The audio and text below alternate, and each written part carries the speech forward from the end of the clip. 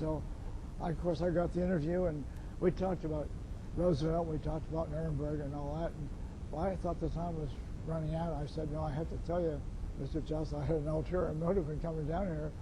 I wanted to talk to you about the falsification of a clerkship. So he said, well, I've talked to some people, but I haven't made any commitments. So he said, you know, send me an application, send me some references, and we'll see.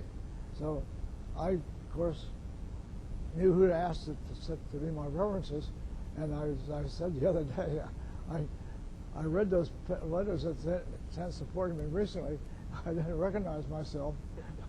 I don't think anybody could be that smart at that age. But he got the stuff, and he called me back for a second interview. And at that time, he right on the table, he said, you know, you give me a problem. He said, if I hire you, we'll be running these chambers out without one college degree. I have no degree. Mrs. Douglas has no degree. You have no degree. And I've always felt that my lack of formal education hampered me in my writing. So I said, Mr. Justice, every judge and every lawyer in the country knows you're the best writer on this court, college degree or not. And if there's one thing I can do is write and rewrite and edit writing, I've been doing it all my life. And I said, you can find lots of guys that know more law than I do, but I don't think you'll find anybody who can do that job any better than I can.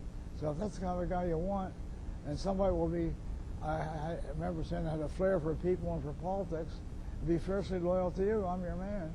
So shortly after, I got a letter saying he offered me the job and told me about the pay scale. The basic scale was $4,221. And he said, since you've had 10 years experience,